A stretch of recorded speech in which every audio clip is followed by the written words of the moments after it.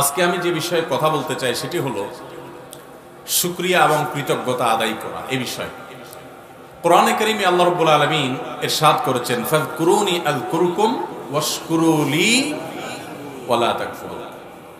আল্লাহ বলেছেন তোমরা আমার স্মরণ করো। তোমরা যদি আমার স্মরণ করো, আল্লাহ ওয়াদা করেছেন যে আল্লাহ তাআলা ফেরেশতাদের মধ্যে আমাদের আলোচনা করবেন, আমাদের স্মরণ করবেন। এটা আমাদের জন্য বিরাট বড় সম্মানের বিষয়। কোন মন্ত্রী, কোন এমপি, কোন প্রধানমন্ত্রী, কোন প্রেসিডেন্ট যদি কারোর একজন সাধারণ মানুষের আলোচনা তার দরবারে করে, তার প্রশংসা যদি করে, আমরা প্রত্যেকটা মানুষ গর্ববোধ করি, তাই না? সেখানে মহান সৃষ্টিকর্তা আল্লাহ রাব্বুল আলামিন তার কাছে থাকা ফেরেশতাদের কাছে আলোচনা করবেন। কাদের? যারা দুনিয়াতে আল্লাহর জিকির করে, আল্লাহর স্মরণ করে, আল্লাহর কথা বলে, আল্লাহর আলোচনা করে, আল্লাহর আলোচনা শুনে, আল্লাহর নির্দেশ আদেশ নিষেধ এগুলো জানে, শুনে, আমল করে। এদের প্রতি আল্লাহ তাআলা অনুগ্রহ এতটা হয় যে আল্লাহ রাব্বুল আলামিন ফেরেশতাদের মজলিসে তাদের আলোচনা করে। এবং আল্লাহ আরো বলেছেন, ওয়াশকুরুলি ওয়ালা তাকফুরুন, তোমরা আমার শুকরিয়া আদায় করো, না শুকরি করবা না, কুফরি করবা না। তাহলে এখানে শুকরিয়ার বিপরীতে আল্লাহ তাআলা কুফরি উল্লেখ করেছেন। তার মানে আল্লাহর কৃতজ্ঞতা আদায় করলে মানুষ ঈমানদার হয়, আর আল্লাহর কৃতজ্ঞতা আদায় না করলে, শুকরিয়া আদায় না করলে, নিয়ামতের অস্বীকার করলে, নাশকরি করলে সেটা হয় কুফরি। সেটা হয় কি? কুফরি। অতএব আমরা সবাই আল্লাহ তাআলার শুকরিয়া আদায় করব। আল্লাহ আমাদের সবাইকে তৌফিক দান করুন। আল্লাহ সুবহানাহু ওয়া তাআলা বলেছেন কোরআনে হাকীমের মধ্যে, ওয়া কালীলুম মিন ইবাদিয়াশ শাকুর, আমার বান্দাদের মধ্যে শুকরগুজার বান্দা খুব কম আছে। খুব কম সংখ্যক মানুষই আছে যারা কৃতজ্ঞ। সমাজের মধ্যে অকৃতজ্ঞ মানুষের সংখ্যা বেশি। অকৃতজ্ঞ মানুষের সংখ্যা বেশি, আর শুকরিয়া আদায় করে, কৃতজ্ঞতা আদায় করে এরকম মানুষের সংখ্যা পরিমাণ কম। তো আল্লাহ তাআলা এই কম ভালো মানুষের সংখ্যা যে কম, শুকরগুজার মানুষ, আল্লাহ তাআলা তাদের কাতারে আমাদের সবাইকে শামিল হওয়ার তৌফিক দান করুন। ভাইরা আমার, আল্লাহ সুবহানাহু ওয়া তাআলার গুণবাচক অনেকগুলো নাম আছে। কোরআনে অনেকগুলো নাম আল্লাহ তাআলা বর্ণনা হয়েছে, তার ভিতরে একটা হলো শাকুর। আল্লাহ তাআলার একটা গুণবাচক নাম কি ভাই? শাকুর মানে হলো যিনি বান্দা যে কৃতজ্ঞতা আদায় করে, আল্লাহ তাআলা সেই কৃতজ্ঞতাকে অ্যাকসেপ্ট করেন। এবং আরেকটা অর্থ হলো বান্দা যে আল্লাহর ইবাদত করে, আল্লাহ তাআলা তার বিনিময় দান করেন, অস্বীকার করেন না। যদি সে সঠিকভাবে ইখলাসের সাথে করে, তো আল্লাহ তাআলা তার বিনিময় দান করেন। এটা হলো আল্লাহর জন্য, আল্লাহর শানে শুকরিয়ার অর্থ। যে আমরা যখন কোনো ভালো কাজ করব, ঈমান আনবো, আল্লাহ তাআলা কারোর কোনো ভালো কাজ নষ্ট করবেন। অতএব এই শুকরগুজারি, কৃতজ্ঞতা আদায় করা এমন একটা ভালো কাজ যে স্বয়ং আল্লাহ রাব্বুল আলামিন তার জাতের একটা গুণবাচক নামই রেখেছেন শাকুর। তিনি কৃতজ্ঞ, তিনি অকৃতজ্ঞ নন। অর্থাৎ কেউ কোনো আমল করলে, কেউ কোনো ঈমান আনলে, কোনো ভালো কাজ করলে আল্লাহ তাআলা সেটা অস্বীকার করেন না। যথাযথভাবে সঠিকভাবে করলে আল্লাহ তাআলা সেই বিনিময় ঠিকই তাকে দান করে দেন। ভাইরা আমার, কোরআনে কারীমে আল্লাহ তাআলা নূহ আলাইহিস সালাম সম্পর্কে বলেছেন, ইন্নাহু কানা আবদান শাকুরা। নূহ আলাইহিস সালাম তিনি আল্লাহর কৃতজ্ঞ বান্দা ছিলেন, এমন মানুষ ছিলেন যে তিনি কৃতজ্ঞ। আপনারা নূহ আলাইহিস সালামের কথা জানেন। নূহ আলাইহিস সালাম পৃথিবীতে কত বছর বেঁচে ছিলেন জানেন? 950 বছর। কত বছর? 950 বছর। এটা এখনকার আলাপ না। এখন তো মানুষ এত বেশি বাঁচে না। 50, 60, 70, 80, 90, 100 বেশি মানুষ বাঁচে না, তাই না? নূহ আলাইহিস সালাম পৃথিবীতে কখন আসছে জানেন? নূহ আলাইহিস সালাম আমাদের নবী সাল্লাল্লাহু আলাইহি সাল্লামেরও হাজার হাজার বছর আগে আসছে। কত হাজার বছর আগে আসছেন একমাত্র আল্লাহ ভালো জানেন। তবে নূহ আলাইহিস সালামের পর পৃথিবীকে আল্লাহ তাআলা পুনরায় নতুন করে সাজিয়েছেন, বিন্যস্ত করেছেন। এই পুরা পৃথিবীকে ধুয়ে মুছে মহাপ্লাবনে, বন্যায়, মহাবন্যায় গোটা পৃথিবীকে ডুবিয়ে নিমজ্জিত করে সব পৃথিবীর বেশিরভাগ মানুষ কুফরিতে নিমজ্জিত হয়েছে। একটা মিনি কিয়ামত দিয়ে গোটা পৃথিবীকে শেষ করেছেন। একটা বিশাল বড় জাহাজে নূহ আলাইহিস সালামের সাথে যারা ঈমান আনছেন, হাতে গোনা কয়েকজন, তাদের সংখ্যা সম্পর্কে মুফাসসিরগণ অনেকে অনেকটা বলেছেন। সব মিলিয়ে 100 নিচে ছিল তাদের সংখ্যা। এবং কিছু প্রাণীকুল জোড়ায় জোড়ায় আল্লাহ তুলতে বলেছেন, তাদেরকে ছাড়া বাকি সবাইকে শেষ করেছেন। নূহ আলাইহিস সালাম, ইব্রাহিম আলাইহিস সালামেরও আগের, মুসা আলাইহিস সালামেরও আগের, ঈসা আলাইহিস সালামেরও আগের, দাউদ আলাইহিস সালামেরও আগের, সুলাইমান আলাইহিস সালামেরও আগের, আমাদের নবী সাল্লাল্লাহু আলাইহি সাল্লামেরও আগের, অনেক আগে। এই নূহ আলাইহিস সালাম 950 বছর নিজের জাতিকে দাওয়াতের কাজ করেছেন। এই যে একটু আগে বললাম, এলাকার মানুষের উপকার করলে অনেক সময় এলাকার মানুষ অকৃতজ্ঞ হয়, নাশকরি করে, পারলে যে উপকার করছে তার আরো ক্ষতি করে। আছে না? না এরকম নাশকর সব যুগেই ছিল। এর এই নাশকরকারীরা নিজেদের কপাল পড়ে, আর কারোর কপাল তারা পুড়তে পারে না। নূহ আলাইহিস সালামের জাতিকে নূহ আলাইহিস সালাম যখন দাওয়াত দিয়েছেন ইসলামের পথে, তাদের উপকার করতে গেছেন তিনি, তারা উল্টা তার ক্ষতি করতে গেছে, তার কথা শুনতে চাই নাই। আল্লাহ তাআলা তাকে এত ধৈর্য দিয়েছেন, এত কিছুর পরও তিনি আল্লাহর শুকরিয়া আদায় করেছেন, অভিযোগ করে, আল্লাহর প্রতি অনুযোগ করে তিনি তার দাওয়াতের কাজ বন্ধ করেন নাই। তিনি বলেন নাই, আল্লাহ কাদের কাছে পাঠাইছো তুমি, এরা একটাও মানুষ না, কথা শোনে না।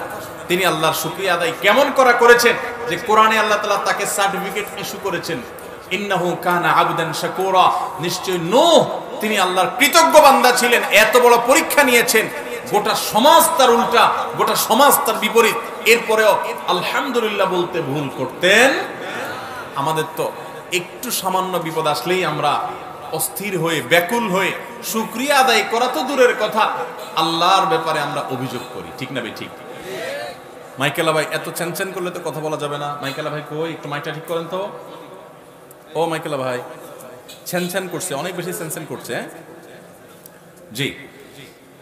তো নূহ আলাইহিস সালাম আল্লাহ তাআলা শুকরিয়া আদায় করছেন এত বিপদ হওয়া সত্ত্বেও। কি রে ভাই, চ্যানচ্যান বাড়া দিয়েছেন দেখি।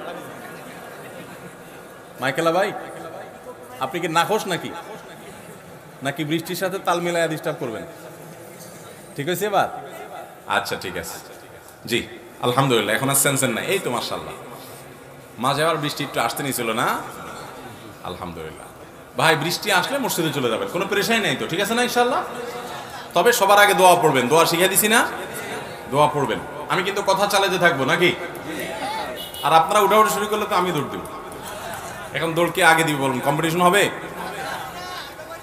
তাদেরকে সবর করার তৌফিক দান করুন।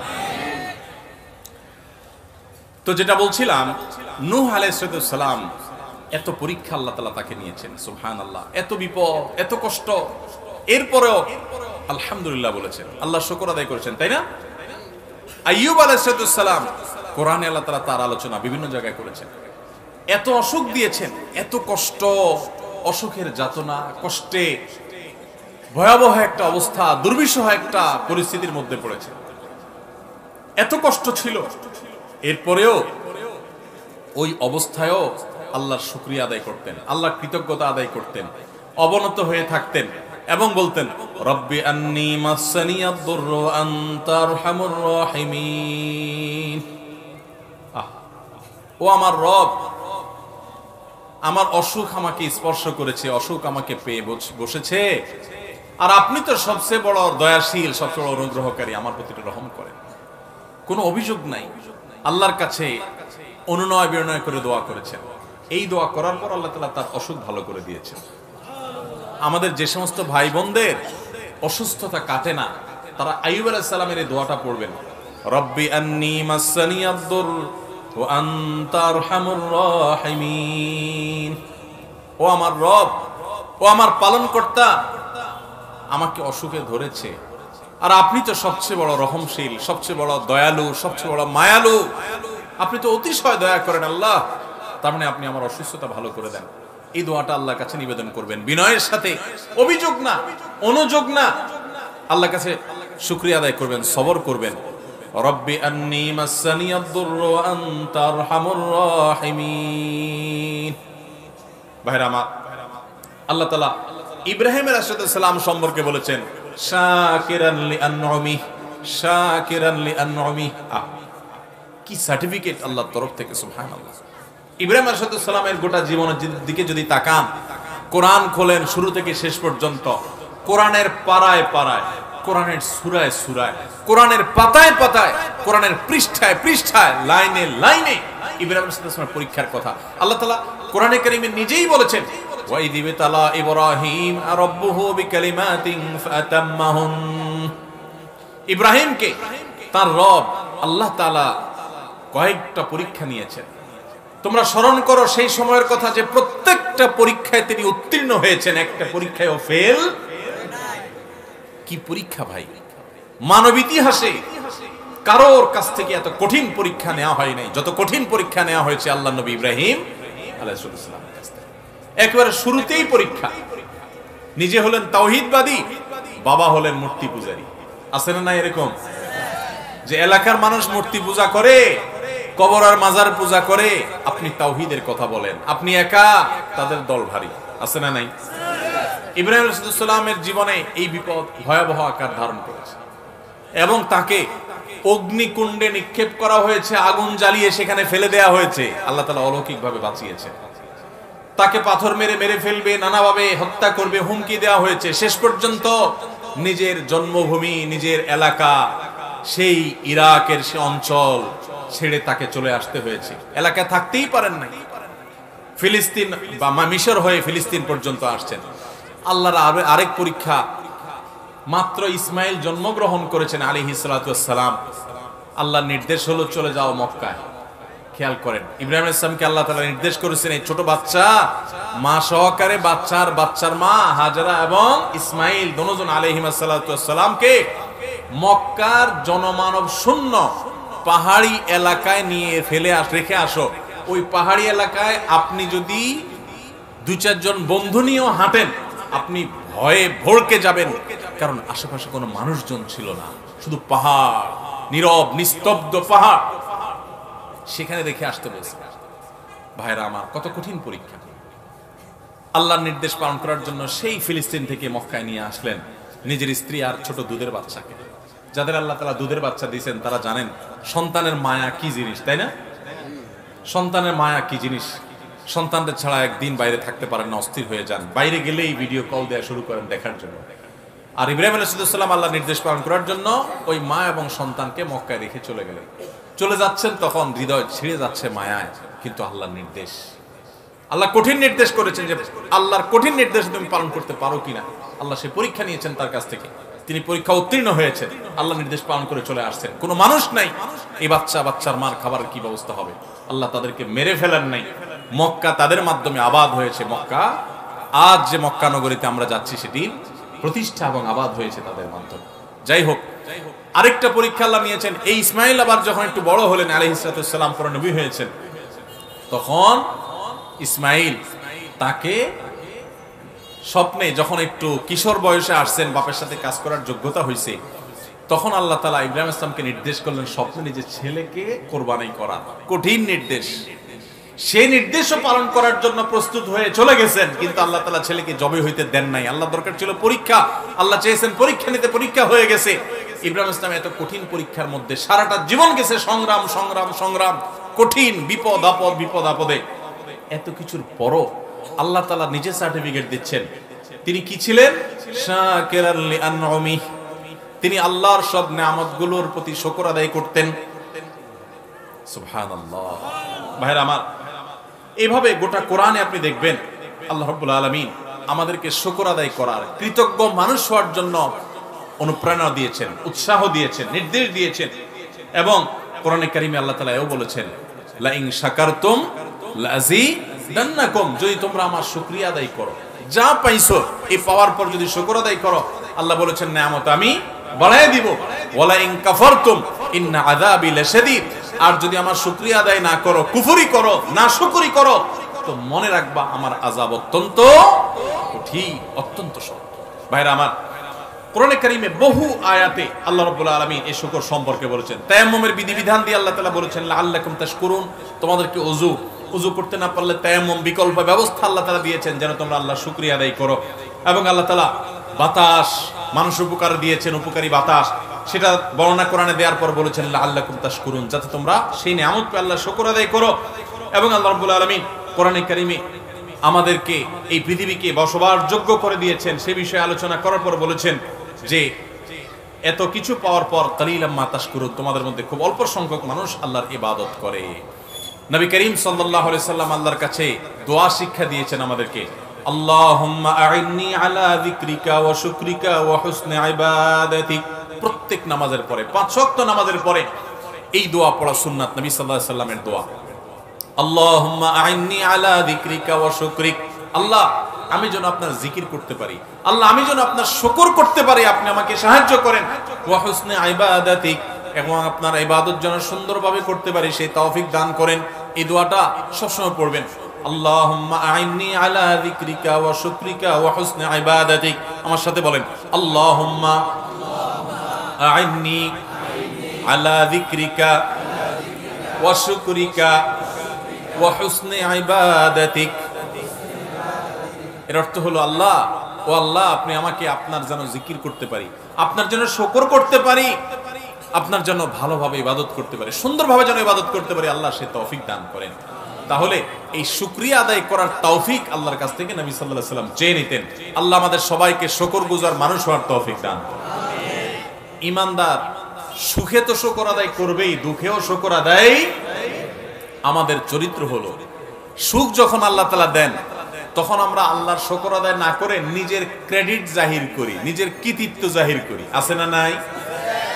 একটা লোক অনেক কষ্ট করে কিছু টাকা পয়সা কামাই করছে, কিছু ঘরবাড়ি হয়েছে, কিছু জমি জমা হয়েছে, ব্যবসা বাণিজ্য হয়েছে, বিদেশ গেছেন, অনেকদিন বিদেশ করার পর অনেক কিছু করতে পারছেন। যদি জিজ্ঞাসা করে কেউ, ভাই এত কিছু যে করছেন কেমনে, কিভাবে এত কিছু করলেন, তো অনেক লোক নিজের গল্প শোনানো শুরু করে।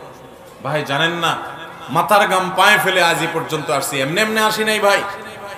বলে কি বলে না? তার মানে আমি যা করছি, যা দেখছেন, এই সবগুলো আমার মাথার গাম পায়ের ফসল। আমার কথা হলো, ওরে ভাই তোমার চাইতে আরো বহু বেশি কষ্ট করা মানুষ রাস্তা রাস্তায় এখনো ঘুরতেছে, কিছু করতে পারে নাই। আছে না নাই? অনেক লোক আছে যে 2, 5, 10 বছর বিদেশ করার পর অনেক কিছু করে ফেলছেন। আরে ভাই আপনার চাইতে আরো বেশি দিন বিদেশ করার পর কিচ্ছু করতে পারে নাই এমন বহু লোক আছে না নাই? তাহলে শুধু পরিশ্রম দ্বারাই যদি হতো তাহলে তার কেন হলো না? একজন কৃতজ্ঞ ঈমানদার তিনি এভাবে বলবেন না, তিনি বলবেন এগুলো সব আমার আল্লাহর দান। ঈমানদার তার বিপদ আপদের কথা, তার কষ্টের কথা অবশ্যই বলবে না মানে না বললে মানুষ হালকা হবে কোত্থেকে। কিন্তু ভাই বিপদের কথা আল্লাহকে শোনাবেন, বিশ্বাস করেন মানুষের কাছে বিপদের কথা বললে বিপদ কমবে না, বরং বিপদ আরো কিরকম বাড়বে। আমি বলি, কারোর কাছে নিজের কষ্টের কথা বললে মানুষের মন শান্তি পায় না, মন আরো অস্থির হয়। আমি অর্থের কষ্টে আছি, আমি একজনকে বললাম ভাই অর্থের কষ্টে আছি, তার কাছে আমি ছোট হলাম না বড় হলাম? কারোর কাছে ছোট হইতে কারোর ভালো লাগে? কিন্তু আপনি যদি জায়গা মতো বলেন, মালিকের কাছে চোখের পানি ফেলে বলেন, আল্লাহ আমি অনেক কষ্টে আছি মালিক, আপনি জানেন সবকিছু, আল্লাহ আপনি আমার প্রতি রহম করেন, আল্লাহ আপনি আমাকে ভিক্ষা দান করেন, আল্লাহ আপনি আমাকে অনুগ্রহ করেন। আপনি যদি আল্লাহর কাছে চোখের পানি ফেলে নিজের কষ্টের কথা বলেন, ভোর রাতে উঠে তাহাজ্জুদের সময়, আল্লাহর কসম করে বলছি, তালতলার ভাইরা, কসবার ভাইরা, আল্লাহর শপথ করে বলছি, আল্লাহর কাছে যদি বলতে পারেন দেখবেন সাথে সাথে বলে শেষ করবেন, চোখের পানি ফেলে একটু সেজদায় গিয়ে একটু দোয়া ভালো করে একটু কাঁদতে কাঁদতে বলেন, যেমনে পারেন নিজের ভাষা একটু আল্লাহর কাছে খুলে বলেন। বলার পর দেখবেন নিজের মনটা অনেক হালকা হয়ে গেছে। যাদের জীবনে এই অভিজ্ঞতা নাই, সালহাতু সঙ্গে বুদি দিল খারাস আজমুদে এক জামানা খাকে বাস। বহুকাল পাথর হয়েছিলে, কিছু সময় একটু মাটি হয়ে দেখো ভাই, একটু মাটি হয়ে দেখো, একটু মাটি হয়ে দেখো, আল্লাহর কাছে একটু বিনম্র হয়ে দেখো, আল্লাহর কাছে একটু ছোট হয়ে দেখো, একটু চোখের পানি ফেলো ভাই, একদিন একটু ভোর রাতে উঠো।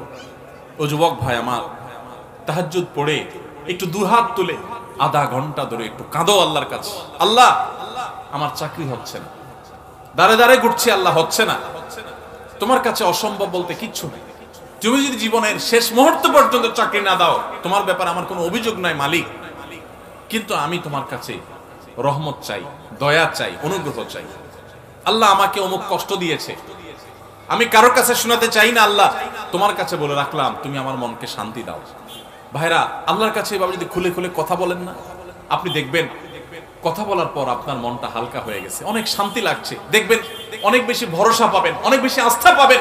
আল্লাহ শপথ করে বলছি, পরীক্ষা করে হলেও আল্লাহর কাছে নিজের অভিযোগগুলো বলার অভ্যাস গড়ে তোলেন, চেষ্টা করেন তাহাজ্জুদে পড়ে তাহাজ্জুদে উঠতে পারেন না, দিনের বেলা রাতের বেলা 2 রাকাত নফল নামাজ পড়ে কোন একটা কোনায় দাঁড়িয়ে বসে দুহাত তুলে আল্লাহর কাছে একটু চোখের পানি ফেলেন, একটু চাইতে থাকেন। মুখে কিচ্ছু বলতে পারেন না, দরকার নাই, শুধু চোখের পানি ফেলেন আর মনের ভাষায় কথা বলেন। আল্লাহ তাআলা আলিমুম বিদাতি সুদূর, অন্তরে মানুষ কি বলে সেটাও আল্লাহ জানেন। শুধু চোখের পানি ফেলে আল্লাহর কাছে অভিযোগগুলো বলেন, ইনশাআল্লাহ আপনার মন হালকা হবে। আমরা কি করি, বিপদ আসলে অভিযোগের কথা মানুষকে শুনাই, মানুষকে শুনে আমরা নাশুকরি করি। যদি জিজ্ঞাসা করে কেমন আছেন, ভাই কেমন আর থাকবো, দেখেন না কেমন আছি, কি চলতেছে দেখতেছেন না, আমরা নাশুকরি করি। এই নাশুকরি করলে পেরেশানি কমবে না, পেরেশানি আরো বাড়বে, আর আল্লাহ তাআলার নাশুকরির কারণে আমি গুনাহগার হব। এখন আপনি বলতে পারেন, হুজুর আমি কষ্টে আছি, তো আমি বলবো না যে হ্যাঁ ভাই আমি কষ্টে আছি বলাটা দোষের বিষয় না, কিন্তু ঈমানদার কষ্টের মধ্যে থেকেও আল্লাহ শুকরিয়া আদায় করবে, কষ্টের মধ্যে থেকেও আল্লাহ। এখন কেউ বলতে পারে এটা কেমন কথা বললেন ভাই, কষ্টের মধ্যে থেকে শুকর আদায় করবে কেমনে? একজন মনে করেন মোটরসাইকেল অ্যাক্সিডেন্ট করছে, বাইক অ্যাক্সিডেন্ট করছে, অ্যাক্সিডেন্ট করে বেচারার পা ভেঙে গেছে, হাত ভেঙে গেছে। এখন সে আল্লাহর কাছে কি বলে শুকর আদায় করবে যে আল্লাহ আমার ট্যাংকটা ভাঙা দিছো, তোমার শুকরিয়া। এই সে কোন যুক্তিতে শুকর আদায় করবে? এই যে একটু আগে বললাম যে বিপদেও আল্লাহর শুকর আদায় করতে হবে, তো এখন বেচারা কোন যুক্তিতে শুকর আদায় করবে? যুক্তি শুনে, যুক্তি হলো এই যে লোকটা বাইক অ্যাক্সিডেন্ট করেছে, তার হয়তো একটা হাত বা একটা পাও ভাঙছে বা অন্য কোনো ক্ষতি হয়েছে, ধরেন একটা পাও কেটেই ফেলে দিতে হয়েছে বা পড়ে গেছে, আলাদা হয়ে গেছে, আল্লাহ না করো, এরকম কারো হলো, সে যেই যুক্তিতে শুকর আদায় করবে সেটা হলো যে আল্লাহ তাআলা এই বাইক অ্যাক্সিডেন্টে আমার মৃত্যু দিতে পারতেন কি পারতেন না? অনেক মানুষ বাইক অ্যাক্সিডেন্টে মৃত্যুবরণ করে, অনেকের মৃত্যুও হয় না, এমন ভাবে পঙ্গু হয়ে যায়, এমন ভাবে ইনজুর্ড হয়ে যায়, আহত হয়ে যায় যে মাসকে মাস আইসিইউতে থাকার পর সেন্স আসে না, মরেও না বাঁচেও না। হয় কি হয় না? তো আল্লাহ রাব্বুল আলামিন আমাকে সেই অবস্থা দেন নাই, তার চাইতে আমি বহুগুণ ভালো আছি। অন্তত সেই দিকে তাকিয়ে ঈমানদার বলবে আলহামদুলিল্লাহ, আমার একটা পাও ভাঙছে, আল্লাহ আমাকে তো জীবিত রাখছেন, আমার একটা পাও ভাঙছে, আর একটা পাও তো আল্লাহ ভালো রেখেছেন, আমার এই বিপদটা হয়েছে, অমুকটা তো হয় নাই। এরকম যখন চিন্তা করবেন তখন নগদ একটা লাভ হবে কি জানেন? একেবারে নগদ লাভ হবে। ওই কষ্ট যেটা আপনার হচ্ছে, আপনার পাও ভাঙলো, আপনার যে পেরেশানি, এই পেরেশানিতে সাথে সাথে একটা মানসিক প্রশান্তি পাবেন, কারণ আপনি নিজেকে এর চাইতে কঠিন পরিস্থিতির সাথে কম্পেয়ার এবং তুলনা করেছেন। তুলনা করার সঙ্গে সঙ্গে আপনার মনের ভিতরে প্রশান্তি অনুভব করবেন, আলহামদুলিল্লাহ আমি তো প্রাণে বেঁচে আছি। আমি তো অনেককে জানি যে সে অ্যাক্সিডেন্টে গিয়ে সে ব্রেইনে আঘাতপ্রাপ্ত হয়ে সেন্সলেস হয়ে সে আইসিইউতে, সে মাসকে মাস বছরকে বছর ভুগতেছে, বিছানায় সারা জীবনের জন্য শুয়ে গেছে, আর সে মৃত্যু পর্যন্ত উঠতে পারবে না, এভাবে তার বাকি জীবন কাটাতে হবে। আমি তার তুলনায় আল্লাহ অনেক ভালো রেখেছেন, যে পাও ভাঙছে 1-2 মাস পর ইনশাআল্লাহ ঠিক হয়ে যাবে, হয়তো কিছু পয়সা খরচ হবে, এর চাইতে বেশি পয়সাও তো খরচ হতে পারতো, আল্লাহ তাআলা আমাকে সেই তুলনায় তো ভালো রেখেছেন। এই কথা চিন্তা করে শুকর আদায় করবেন, এর নাম হলো ঈমানদার। আল্লাহ তাআলা আমাদের সবাইকে সুখে দুঃখে সর্বাবস্থায় আলহামদুলিল্লাহ বলার তৌফিক দান। আমার কাছে অনেক মানুষ আসে অফিসে, আয়সা বলে হুজুর আমার বিপদের কোনো শেষ নাই, কোনো শেষ নাই। অনেক সময় মহিলারা আসেন, এসে বলেন ভাই একদিক থেকে তো মানুষ একটু সুখে থাকে, আমার স্বামীটাও মানুষ না, কষ্ট দেয়, শাশুড়িও অনবরত আমাকে কষ্ট দেয়, দুঃখ দেয়, আমি বাপের বাড়িতে গেলে বাপের বাড়িতে আমাকে কটু কথা শোনায়, মন্দ কথা শোনায়, তারা আমার দোষ দেয়, তারা পরিস্থিতিটা বোঝার চেষ্টা করে না। হুজুর এমন মহিলাও আমার কাছে ফোন করেছে, বলেছে হুজুর স্বামীটা তো অমানুষ, মানুষ নিজের পেটের সন্তানগুলো বড় হওয়ার পর বাপের মতো তারাও অমানুষ হয়ে গেছে, আমাকে চিনেও না।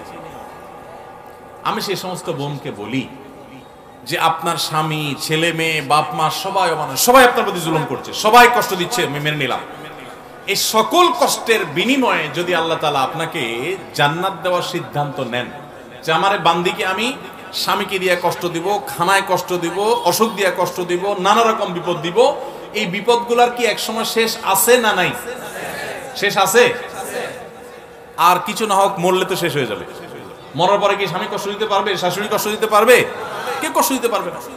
আপনার যত কষ্টই হোক এই কষ্টের একটা এন্ডিং আছে না নাই? একটা এন্ডিং আছে, একটা শেষ আছে।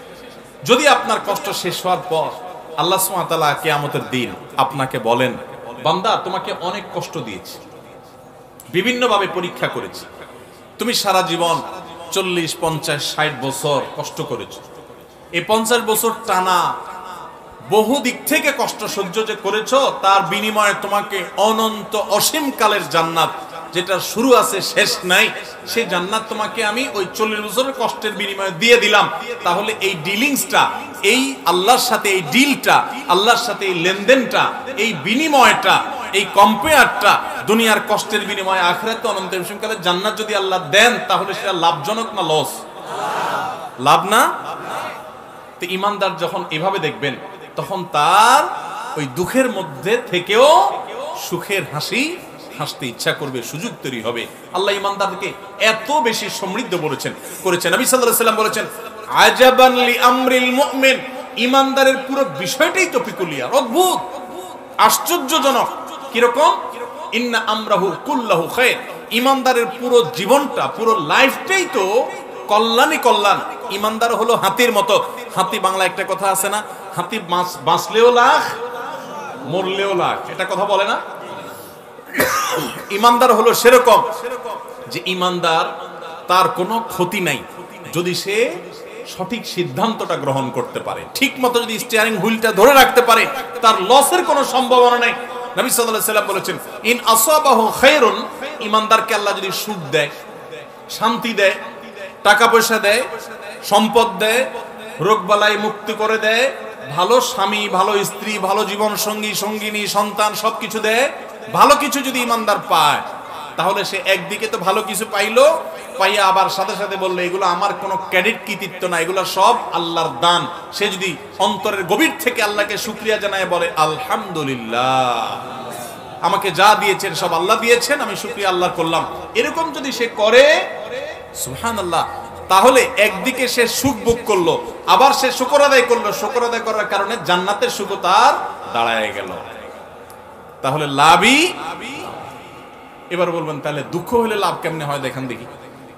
যখন ইমানদারের দুঃখ হয়, কষ্ট হয়, বিপদ হয়, তখন সে সবর করে, ধৈর্য ধারণ করে, আল্লাহর ফয়সালাকে মেনে নেয়।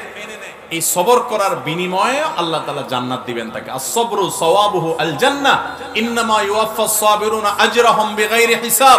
আপনারা কি জানেন কিয়ামতের ময়দানে কোন ইমানদারকে, কোন মানুষকে আল্লাহ তাআলা কোন হিসাব করে বিনিময় দিবেন না, বিনা হিসাবে দিবেন, যে হিসাব নিকাশ নাই, বিনা হিসাবে ঢেলে দিবেন আল্লাহ তাআলা কাকে জানেন? একমাত্র ব্যক্তি সবরকারী। কোন ব্যক্তি? যে অসুখে সবর করেছে, বিপদ আপদে সবর করেছে, মানুষের কটুকতায় সবর করেছে, অসুখ বিসুখে সবর করেছে, মুসিবতে সবর করেছে, ধৈর্যের পাহাড় হয়েছে, ধৈর্য ধারণ করেছে, সবর করে ঢোক গিলেছে, সবর করে নিজেকে নিয়ন্ত্রণ করেছে, কোনো কষ্টে হাহুতাশ করে নাই, নাশুকুরি করে নাই, আল্লাহর কুফরি করে নাই, গালিগালাজ করে নাই, মুখ খারাপ করে নাই, ভাঙচুর করে নাই, নিজেকে নিয়ন্ত্রণ করতে পারছে, ধৈর্য ধারণ করতে পারছে, ধৈর্যের ঢোক গিলতে পারছে যে ব্যক্তি, এই ব্যক্তি সম্পর্কে আল্লাহ বলেছেন, ইন্নামা ইউওয়াফাস সাবিরুনা আজরাহুম বিগাইরি হিসাব। সবরকারীদের বিনিময় আল্লাহ রাব্বুল আলামিন কিয়ামতের ময়দানে কোনো হিসাব নিকেশ করা ছাড়া, তুমি নামাজ কয় ওয়াক্ত পড়ছো, রোজার কতগুলোর সওয়াব পাবা, সুবহানাল্লাহ কতবার পড়ছো, আলহামদুলিল্লাহ কতবার পড়ছো, কয়বার কোরআন খতম দিছো, কয়বার কি ভালো কাজ করছো, এই সমস্ত হিসাব নিকেশ নাই বান্দা। তুমি সারা জীবন সবর করেছো, সব ক্ষেত্রে সবর করেছো, আজকে তোমার দেওয়ার ক্ষেত্রে কোনো হিসাব নিকেশ নাই, বিনা হিসাবে আল্লাহ তাআলা ঢাইলা দিবেন। সবর করবো তো ইনশাআল্লাহ। বাংলা একটা প্রবাদ আছে, সবুরে মেওয়া ফলে, সবুরে মেওয়া ফলে। মেওয়া মানে বুঝেন? মেওয়া মানে ফল।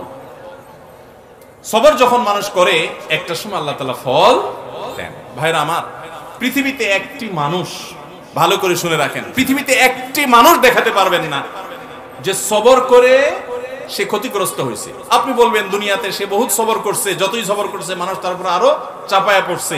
আমি বলবো, যদি সে আল্লাহর জন্য সবর করে থাকে, তো হাতির মতো মরলেও লাখ, বাঁচলেও লাখ, তার এই সবরের বিনিময়ে আল্লাহ তাআলা দিবেন না দিবেন না? দিবেন। আর বেশিরভাগ ব্যক্তি সবরের ফলাফল দুনিয়াতেই দেখে যায় ভাইরা আমার। আর যে সবর করে না, আপনার ধরেন একটা অসুখ বিসুখ হয়েছে, আপনি এখন গালিগালাজ করলেন, হ্যাঁ, আপনার একটা বিপদ হয়েছে, আপনি আল্লাহকে, ফেরেশতাদেরকে, আশপাশে মানুষদেরকে গালিগালাজ করলেন, মুখ খারাপ করলেন, ভাঙচুর করলেন, তাতে কি আপনার বিপদটা দূর হয়ে যাবে? আমার কথা কি বুঝতেছেন? কোন একটা পেরেশানি আসলো, ভাঙচুর করলেন, অস্থির হয়ে গেলেন, জামা কাপড় ছিঁড়লেন। অনেকে আছে নিজের আত্মীয় স্বজন মারা গেলে ধৈর্য ধারণ করতে পারে না। আমি নিজে কানে শুনেছি এরকম অনেকে, নিজের নাতি মারা গেছে, ছেলেটা মারা গেছে, তো বলে আজরায়েলে কি চোখ খাইছে? আর মানুষ দেখলো না, আমার নাতিটারানি দেখলো, একটা মাত্র দিছে আল্লাহ তাআলা, বংশের মধ্যে ওইটাই আল্লাহ তাআলা নিয়ে গেল। এরকম অনেকে বলে, কি বলে না? কুফরি, ঈমান চলে যাওয়ার মতো কথা। আল্লাহ রাব্বুল আলামিন দিয়াও পরীক্ষা করেন, নিয়াও পরীক্ষা করেন।